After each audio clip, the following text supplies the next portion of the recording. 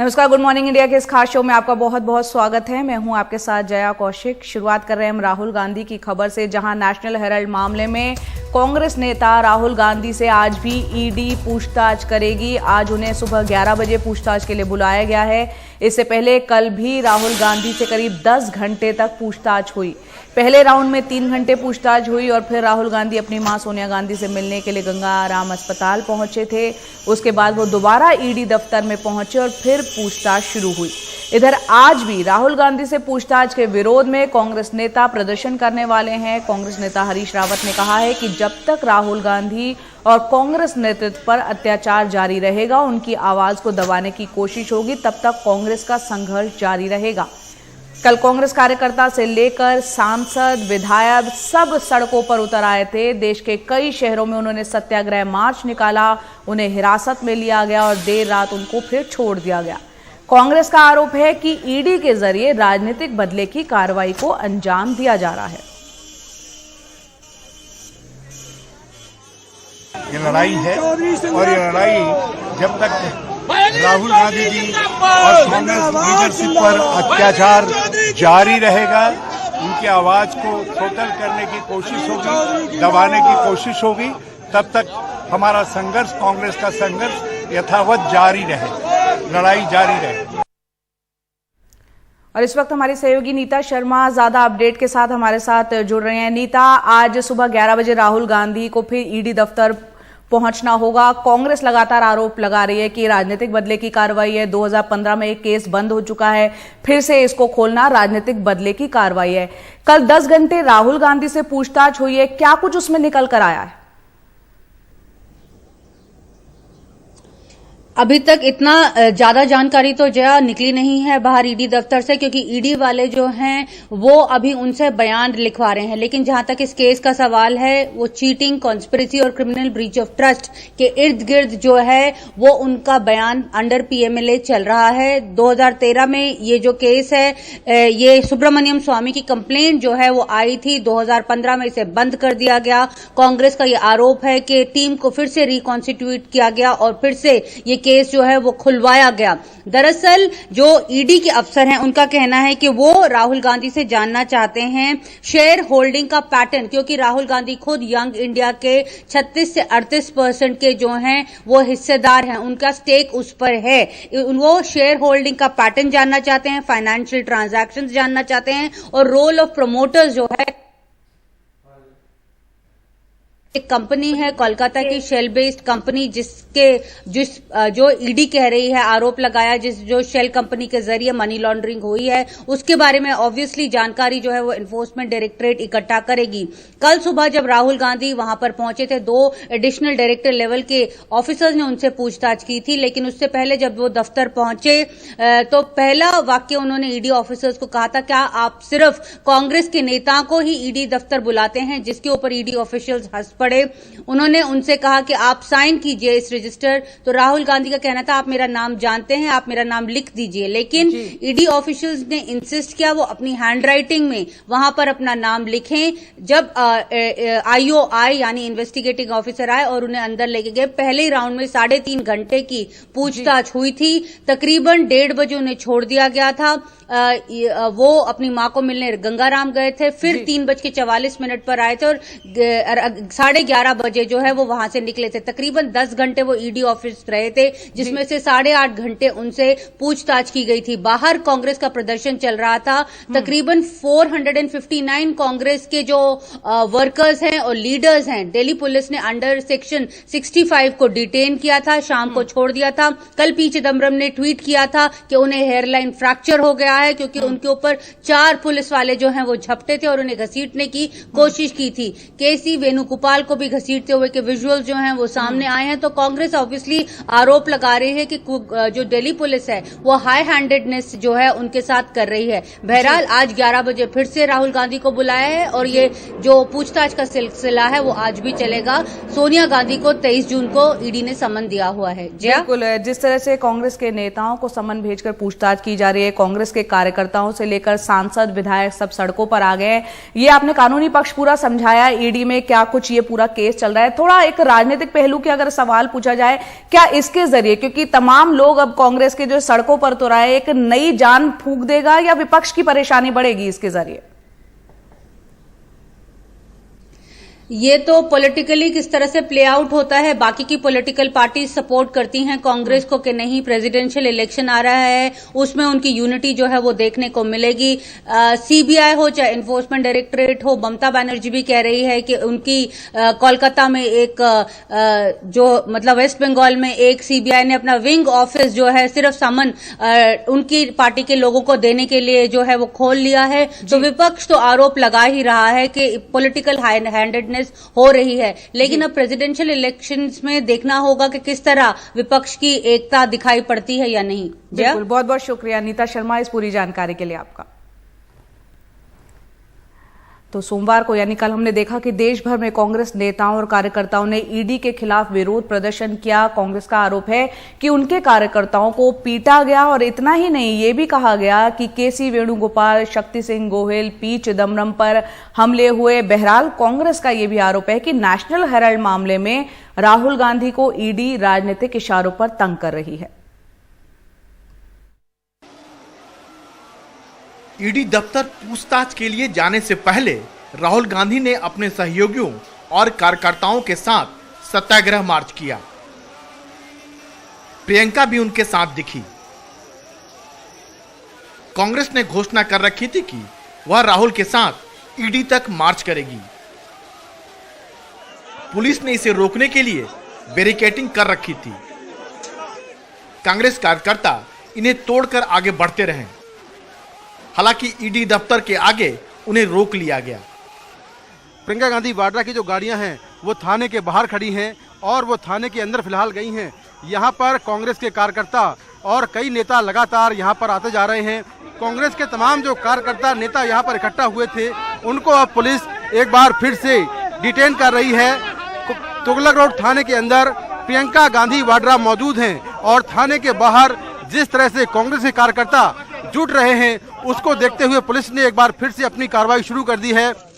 दिग्विजय सिंह, अधीर रंजन चौधरी, मुकुल वासनिक, मल्लिकार्जुन खड़गे, जयराम रमेश, अशोक गहलोत, रणदीप सुरजेवाला समेत कई नेताओं को हिरासत में लिया गया। जो देश के अंदर आतंक मचा रखा ईडी ने, उसके खिलाफ प्रदर्शन नहीं है। पूरा देश चिंतित है। ईडी वाले घुसते घरों में 7 दिन तक बाहर नहीं निकलते हैं और कहते हैं हमें मालूम है कुछ नहीं मिला यहाँ पर, तो ऊपर से आदेश आएगा तब बाहर निकलेंगे। ये हालात बना रखे हैं पिछले लंबे अरसे से। जो एफआईआर ही नहीं हुआ, कोई केस ही नहीं बना है और उसमें भारतीय जनता पार्टी केंद्र सरकार परेशान करने के लिए, बदनाम करने के लिए इस प्रकार से हथकंडा अपनाई है।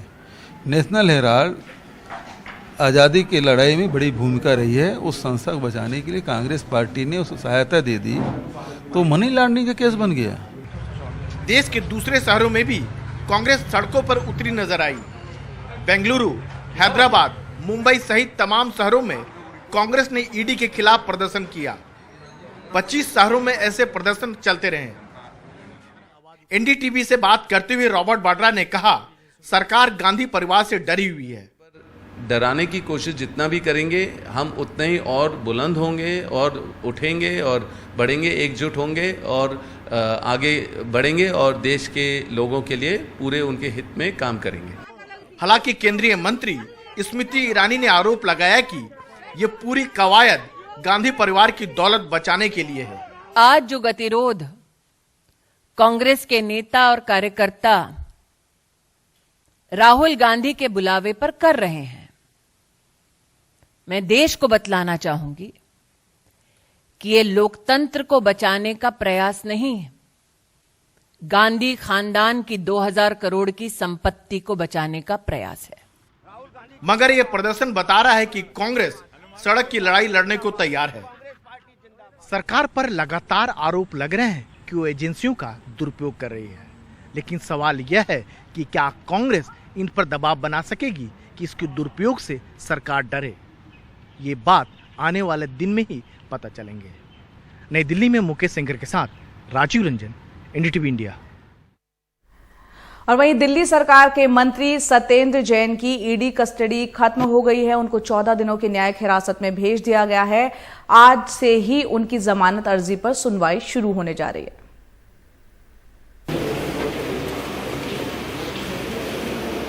बढ़ी हुई दाढ़ी, मुस्कुराता हुआ चेहरा।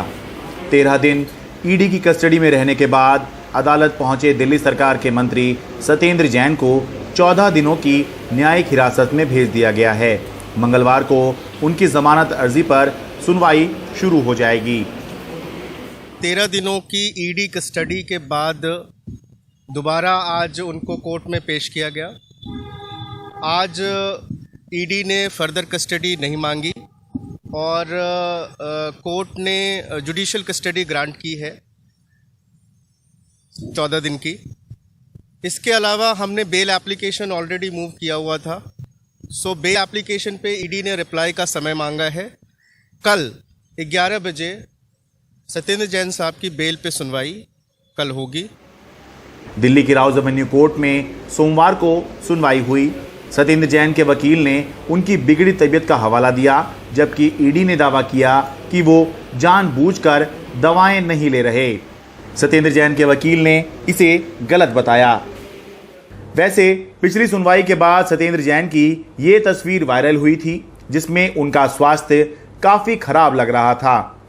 पिछली सुनवाई के दौरान सत्येंद्र जैन ने पोस्ट कोविड स्लीपिंग एपनिया नाम की बीमारी की शिकायत की थी। इस बीमारी में रात को सोते हुए एक बार नींद खुल जाए तो दोबारा आसानी से नींद नहीं आती। इसके बाद सत्येंद्र जैन को चेकअप के लिए आरएमएल हॉस्पिटल ले जाया गया। सत्येंद्र जैन जब उस हॉस्पिटल से बाहर निकल रहे थे तो उनकी एक तस्वीर ली गई जो सोशल मीडिया पर बहुत वायरल हुई। उसमें ये आरोप कुछ लोगों ने लगाया कि सत्येंद्र जैन को ईडी कस्टडी के दौरान चोट लगी है, लेकिन आज सुनवाई के दौरान ऐसी कोई बात कोर्ट के अंदर नहीं बताई गई।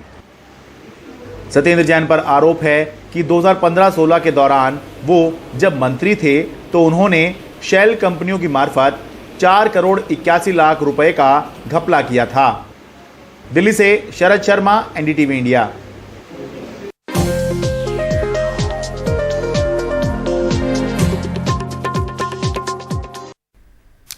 इलाहाबाद के नेता जावेद मोहम्मद का घर जिस तरह से रविवार को जमींदोज कर दिया गया, उसके बाद बहुत सारे सवाल हैं जिनके जवाब नहीं मिल रहे। प्रयागराज पुलिस ने उन्हें शुक्रवार की हिंसा का मास्टरमाइंड बताया, लेकिन बुलडोजर की कार्रवाई सवालों से घिरी हुई है। परिवार का कहना है कि यह घर जावेद मोहम्मद के नाम नहीं, उनकी पत्नी के नाम था। ऐसे में यह घर कैसे ढहा दिया गया? साथ ही परिवार का दावा है कि कार्रवाई का नोटिस महीने भर पहले नहीं, सिर्फ 1 दिन पहले दिया गया था। नोटिस पर हस्ताक्षर करने वाले अफसर से एनडीटीवी ने बात करने की कोशिश की, लेकिन उन्होंने कुछ भी कहने से इनकार कर दिया। आइए देखते हैं हमारे सहयोगी आलोक पांडे और राजेश गुप्ता की रिपोर्ट। हम इस वक्त प्रयागराज में हैं और मेरे पीछे जावेद मोहम्मद का घर है, जिनको पुलिस मास्टरमाइंड कह रही है, जो पिछले फ्राइडे यहाँ वायलेंस हुई उस केस में। घर तो नहीं, मलबा है ये, क्योंकि कल ये घर तोड़ दिया गया। प्रयागराज प्रशासन कहता है कि घर गिराए जाने से पहले सारी प्रक्रियाएं पूरी की गई थीं और अवैध निर्माण पर 1 महीने का नोटिस दिया गया था, लेकिन इस कार्रवाई पर बहुत सवाल खड़े हुए हैं। जावेद मोहम्मद का परिवार और उनके वकील कहते हैं कि घर जावेद की पत्नी के नाम था, जावेद के नाम नहीं, इसलिए कार्रवाई अवैध है। परिवार बता रहा है कि उसे नोटिस बस 1 रात पहले मिला, न कि 1 महीने पहले, जैसे प्रशासन दावा कर रहा है।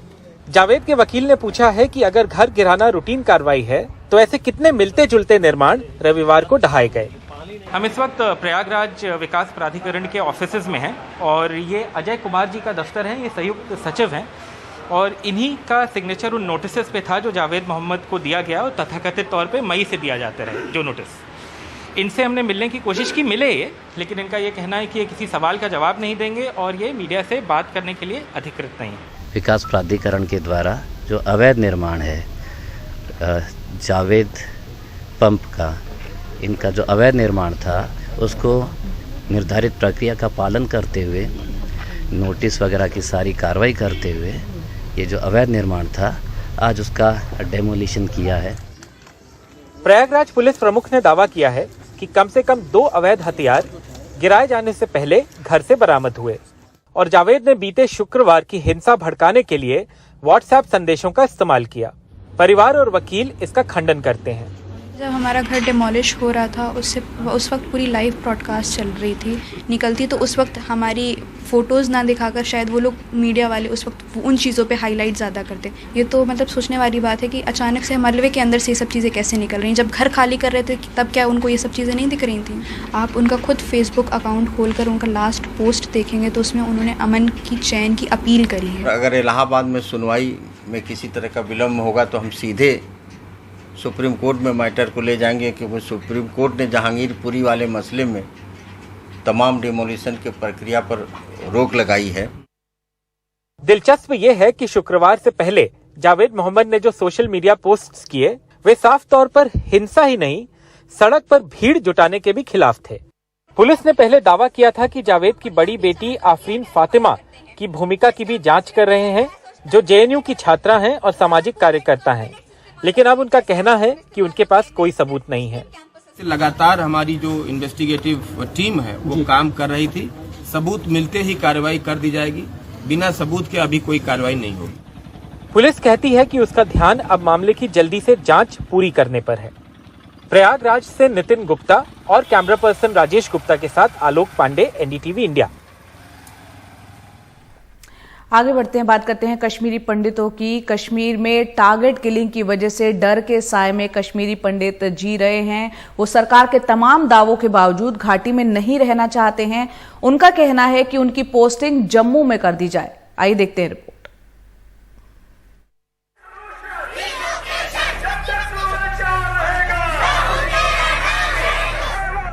राहुल भट्ट की हत्या के बाद कश्मीरी पंडितों के प्रदर्शन के 1 माह पूरे होने पर कैंडल लाइट मार्च।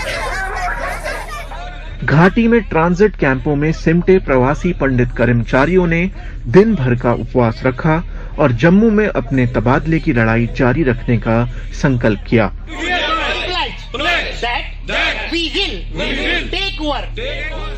पंडित कहते हैं कि वे घाटी में तभी काम पर लौटेंगे जब सरकार आतंकवाद का खात्मा कर देगी, ताकि फिर उन्हें चुन चुनकर निशाना बनाए जाने का खौफ ना रहे। कब तक हम लोगों को बेसिकली गेट के जो 4 दीवारों के अंदर रखोगे? कहीं ना कहीं तो संज्ञान लेना पड़ेगा सरकार को इसके बारे में। हम डिमांड क्या कर रहे हैं? हम डिमांड सिंपल कर रहे हैं कि हमें अटैच करिए, तब तक करिए जब तक आपके हालात यहाँ पर ठीक नहीं होते। अब कल की डेट में हालात ठीक करिए तो कल की डेट में हम वापस आएंगे। 2010 से ही प्रधानमंत्री विशेष रोजगार पैकेज के तहत घाटी में लौटे 4000 पंडित कर्मचारी बीते 1 महीने से नौकरी पर नहीं जा रहे हैं। इनमें बहुत सारे लोग घाटी छोड़ जम्मू में जा बसे। जो ट्रांजिट कैंपों में फंसे हैं वो कहते हैं कि वो बाहर निकल नहीं सकते क्योंकि मारे जाने का डर है। बीते 5 महीनों में आतंकवादियों के ऐसे निशाना बनाकर किए गए हमलों में 22 नागरिक मारे गए हैं, जिनमें एक कश्मीरी पंडित भी है। 1 महीने से अब परेशानी में हैं और ड्यूटी नहीं जा पा रहे हैं, और जो हमारा सेफ्टी और सिक्योरिटी का कंसर्न है उस पर गवर्नमेंट ने अभी तक कोई संज्ञान नहीं लिया। पंडितों ने घाटी में ही सुरक्षित जगहों पर तबादले का सरकारी फैसला नामंजूर कर दिया है। हालांकि कई महकमों ने उन्हें गुरुवार से नौकरी पर लौटने को कहा है।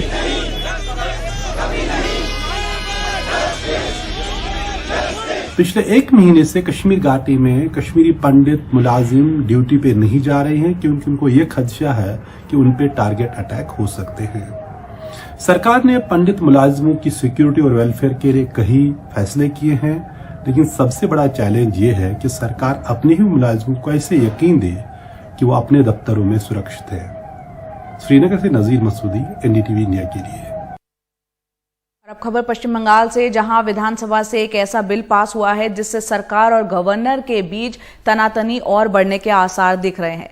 राज्यपाल के अधिकार कम करने वाला बिल विधानसभा से पास किया गया है। पश्चिम बंगाल यूनिवर्सिटी लॉ संशोधन बिल 2022 को पास किया गया, जिसमें 182 विधायकों ने पक्ष में वोट डाला जबकि 40 ने इसके खिलाफ वोट डाला।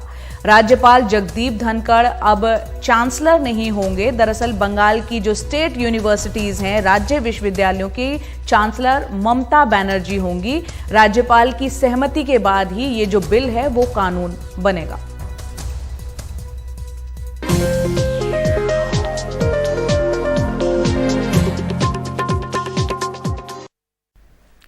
अभिनेता शक्ति कपूर के बेटे सिद्धांत कपूर को कल देर रात जमानत पर रिहा कर दिया गया। सिद्धांत कपूर के साथ हिरासत में लिए गए 4 अन्य लोगों को भी जमानत मिल गई है। सिद्धांत कपूर और चारों आरोपियों को पुलिस के बुलाए जाने पर पेश होना होगा। बेंगलुरु में आपको बता दें, रविवार की रात एक पार्टी में ड्रग्स लेने के आरोप के बाद उनको गिरफ्तार किया गया था।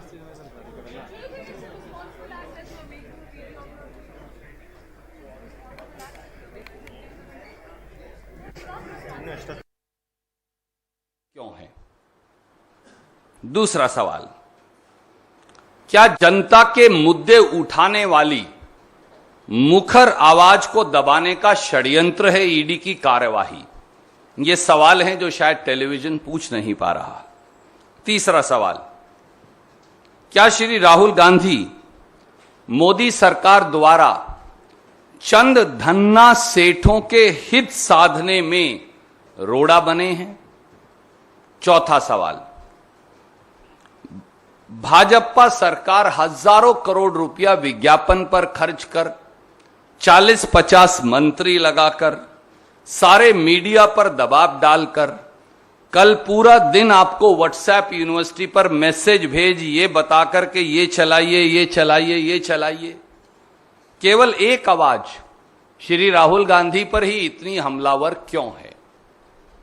ये 4 सवाल हैं जिन्हें जानना देश को जरूरी है। आइए इन सवालों के जवाब जानें और समझें कि क्यों मोदी सरकार कांग्रेस की एकजुटता और श्री राहुल गांधी की बुलंद आवाज से डर गई है। पहला, जब चीन ने हमारे देश की सरजमी पर कब्जा किया, हमारे जवान शहीद हुए, तो प्रधानमंत्री जी ने कहा, सर्वदलीय बैठक में कहा, न कोई घुसा है और न कोई आया है। तब विपक्ष की एकमात्र आवाज श्री राहुल गांधी ने सरकार की इस झूठ को घेरा और देश की माटी के लिए, शहीद जवानों के लिए आवाज उठाई। आज 2 साल बीत जाने के बावजूद भी चीन को भारत मां की सरजमी से खदेड़ नहीं पाए, इसलिए श्री राहुल गांधी से परेशानी है। दूसरा, महंगाई से हो रही जनता की बदहाली पर श्री राहुल गांधी ने लगातार सरकार को घेरा। पेट्रोल डीजल के दामों पर, रसोई गैस पर के दामों पर, सीएनजी पीएनजी के दामों पर, बढ़ते खाने पीने की वस्तुओं के दामों पर उन्होंने लगातार देश के मध्यम वर्ग, देश के नौकरी पेशा लोग, देश के गरीब, देश के दलित, देश के पिछड़े, देश के आदिवासी की आवाज उठाई और सरकार को घेरा, जिसका जवाब सरकार के पास नहीं, इसलिए श्री राहुल गांधी से परेशानी है। तीसरा, डूबती अर्थव्यवस्था और गिरते रुपये को लेकर, एमएसएमई की बदहाली को लेकर, छिनती नौकरियों को लेकर, चौतरफा 45 साल की सबसे भयंकर बेरोजगारी को लेकर, युवाओं के गुस्से को लेकर श्री राहुल गांधी ने सवालों की झड़ी लगाकर मोदी सरकार को घेरा, इसलिए श्री राहुल गांधी से परेशानी है। चौथी बात, कोरोना में जब मोदी जी ने अपनी जिम्मेवारी से मुंह मोड़ लिया, उस समय श्री राहुल गांधी ने समय रहते न केवल सरकार को चेताया, बल्कि सरकार को देर से ही सही कार्यवाही के लिए, मदद के लिए मजबूर किया। जब सरकार कोरोना के टीके से हजारों करोड़ का मुनाफा प्राइवेट कंपनियों को कमवा रही थी, तो श्री राहुल गांधी ने सरकार को बाध्य किया कि टीकाकरण मुफ्त हो, जो करने पर वो मजबूर हुए। जब लाखों मजदूर हजारों किलोमीटर पैदल चलकर अपने घर जाने को मजबूर थे, तो सरकार को कटघरे में खड़ा करने वाली आवाज का नाम श्री राहुल गांधी है, इसलिए श्री राहुल गांधी से परेशानी है। जब लाखों किसान न्याय की गुहार के लिए राजधानी दिल्ली के बाहर 8 महीने बैठे रहे, जब मोदी सरकार उन्हें आतंकवादी और नक्सलवादी बता रही थी, जब उनको अपराधी और देशद्रोही घोषित कर दिया गया था, जब उनके रास्ते में कील और कांटे बिछा दिए गए थे, जब 700 किसान कुर्बानी के लिए दिल्ली की सीमा पर मजबूर हो गए, तो ट्रैक्टर यात्रा कर किसान और खेत मजदूर की आवाज उठाकर और किसान की संसद में देश के 100 सांसद ले जाकर श्री राहुल गांधी ने किसान के साथ कंधे से कंधा मिलाकर किसान की आवाज उठाई और सरकार को मजबूर किया कि वो तीनों काले कानून वापस लेने पड़े। इसलिए श्री राहुल गांधी से परेशानी है। देश में नफरत के माहौल के खिलाफ, भाईचारे व अनेकता में एकता के विचार के लिए एकमात्र आवाज जिसने सरकार की आंख में आंख डालकर कहा कि धर्मांधता और एक विषैले बंटवारे से ये देश और नफरत से इस देश का भला नहीं हो सकता, वे श्री राहुल गांधी हैं। उनको कटघरे में खड़ा कर दिया और बाद में फिर उन्होंने खिसियानी बिल्ली खंबा नोचे 2 प्रवक्ताओं को निकालकर माफी मांगनी पड़ी। इसलिए श्री राहुल गांधी से परेशानी है।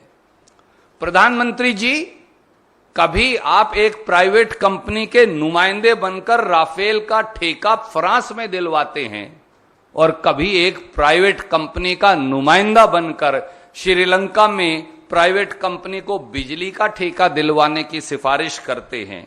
श्री राहुल गांधी ने मुट्ठी भर उद्योगपतियों के नुमाइंदे बने प्रधानमंत्री से सवाल कर उनको कटघरे में खड़ा कर दिया। इसलिए श्री राहुल गांधी से परेशानी है।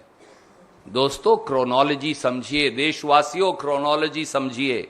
मोदी सरकार ने बुखलाकर इलेक्शन मैनेजमेंट डिपार्टमेंट यानी ईडी के पीछे छिपकर आपकी सत्यनिष्ठा की आवाज पर हमला बोला है।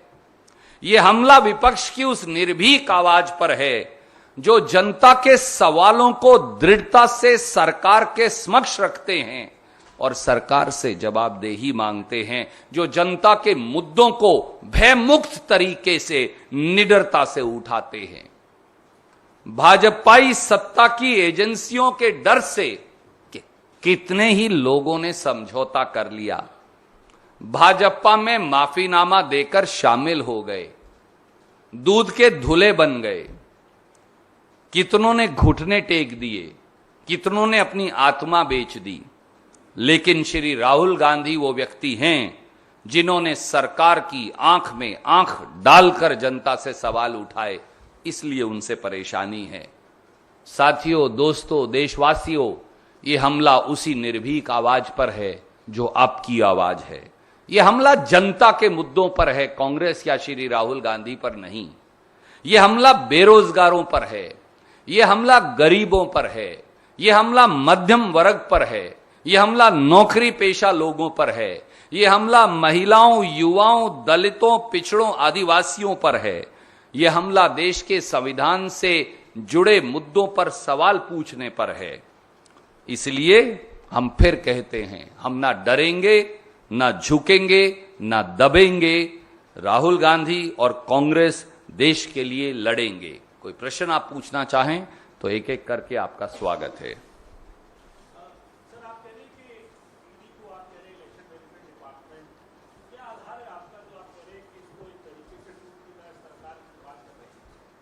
आदरणीय मित्र, ये बताइए, हेमंता बिस्वा शर्मा जी जब कांग्रेस में थे तो लुई बर्गर केस में, शारदा घोटाले में उन्हें ईडी और सीबीआई ने बुलाया या नहीं बुलाया? उसके बाद वो कांग्रेस से दौड़कर भाजपा में शामिल हो गए। आज भाजपा के मुख्यमंत्री हैं। तो कहां गया शारदा घोटाला और कहां गया लुई बर्गर केस और कहां गए ईडी के संबंध और कहां है सीबीआई? कर्नाटक के मुख्यमंत्री, पूर्व मुख्यमंत्री माननीय येदियुरप्पा साहब, उन पर ईडी का केस दर्ज है या नहीं दर्ज है?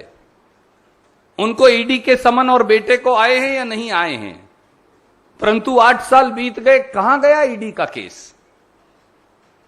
नारायण राणे जी जब कांग्रेस में थे तो उन पर रेड हुई, ईडी और इनकम टैक्स के मुकदमे दर्ज हुए, फिर नारायण राणे जी बीजेपी में शामिल हो गए।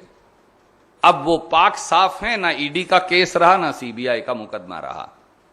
सोमेन मित्रा जी, याद करिए, सोमेन मित्रा जी कांग्रेस में भी थे और टीएमसी में भी थे, तब उन पर मुकदमा था, ईडी की पेशियां लगती थी। अब वो बीजेपी में जब शामिल हो गए तो सब कुछ खत्म हो गया। रमन सिंह जी, क्या उनके ऊपर और उनके शायद बेटे पर कोई ईडी का केस है या नहीं है? तो क्या हुआ 8 साल में उस मुकदमे का, जो पूर्व मुख्यमंत्री हैं? कर्नाटक में जो 40% कमीशन खाते पकड़े गए सारे मंत्रीगण, उन पर ईडी का केस क्यों नहीं हुआ? मुकुल रॉय जी, जब तक वो एक दूसरी पार्टी में थे उन पर ईडी का केस था, फिर वो बीजेपी में चले गए, ईडी का केस ठीक हो गया। शुभेंदु अधिकारी जी, उन पर बहुत सारी कार्यवाही हुई, जैसे ही वो बीजेपी में चले गए वो सब ठीक हो गया। एक लंबी लिस्ट है, सैकड़ों लोगों की, बीजेपी में भर्ती हो जाओ, दूध से धुले हो जाओ, सारे मुकदमे बंद। तो मुझे बताइए, अगर देश में जो आजादी का, स्वतंत्रता संग्राम का समाचार पत्र नेशनल हेराल्ड है, उसके कर्मचारियों की तनख्वाह देना, पत्रकारों की तनख्वाह देना, उसका बिजली के बिल का भुगतान करना, उसके हाउस टैक्स का भुगतान करना, उसके बिल्डिंग चार्जेस का भुगतान करना, अगर 10 साल में 90 करोड़ रुपए देकर कांग्रेस पार्टी ने यह किया, तो ये क्या अपराध है, देशवासी बताएं। फिर तो हर पत्रकार दोषी है और हर अखबार और टेलीविजन का मालिक दोषी है, हर बिजली के बिल का भुगतान करने वाला दोषी है, हर हाउस टैक्स देने वाला दोषी है। 140 करोड़ देशवासियों को ईडी में बुला लीजिए। और एक आखिरी बात और इसमें जोड़ना चाहूंगा साथियों, एक आंकड़ा बड़ा महत्वपूर्ण है। ये जो भारतीय जनता पार्टी का इलेक्शन मैनेजमेंट डिपार्टमेंट है ना, इसके पास 5422 मुकदमे हैं। 5422 मुकदमे इन्होंने दर्ज कर रखे हैं। और कमाल यह है कि उनमें से 98% मुकदमे, यानी 5310 मुकदमे मोदी जी ने दर्ज किए पिछले 8 साल में। क्या यह नहीं दर्शाता कि ईडी अब इलेक्शन मैनेजमेंट डिपार्टमेंट बन गया है? 5422 कुल मुकदमे हैं, 5422. Out of this, 5310 cases have been registered during Modi government. That is 98%. Does it not show that ED has now become election management department? Ashish ji.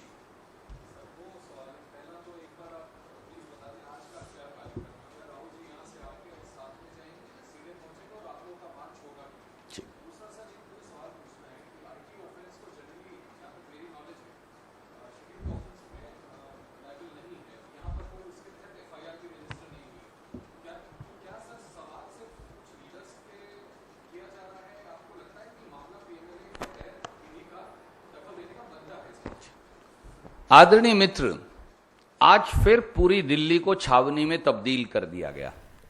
तो यहाँ पर आप सुन रहे थे रणदीप सुरजेवाला को, जो कि साफ तौर पर बता रहे थे किस तरह से ईडी का इस्तेमाल करके उनके नेताओं के खिलाफ ईडी की कार्रवाई यहाँ पर चल रही है। इलेक्शन मैनेजमेंट डिपार्टमेंट का नाम दे दिया है ईडी को। और यहाँ पर कई उन्होंने बातों का जिक्र किया। उन्होंने कहा कि राहुल गांधी एक निर्भीक आवाज है, उन पर ये हमले किए जा रहे हैं क्योंकि वो बेरोजगारी के मुद्दे को उठाते हैं। चीन में जिस तरह चीन के कार्रवाई जिस तरह से भारत में हुई और शहीद हमारे हुए सैनिक, उस मुद्दे को उठाया, जबकि प्रधानमंत्री ने कहा था कि हमारी सीमा में ना कोई है ना दाखिल हुआ है। महंगाई के मुद्दे को उठाया, कोरोना में जिस तरीके से सरकार ने काम किया और चेताया जो है राहुल गांधी ने, तमाम मुद्दों को राहुल गांधी उठाते रहे। उनकी आवाज को दबाने की कोशिश के तौर पर ईडी की इस कार्रवाई को कांग्रेस बता रही है।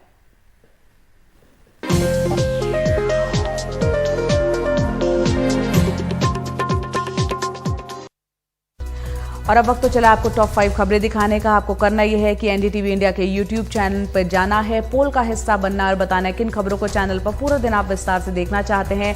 पहली खबर है राहुल गांधी से जुड़ी हुई, एक बार फिर आज ईडी उनसे पूछताछ करेगी।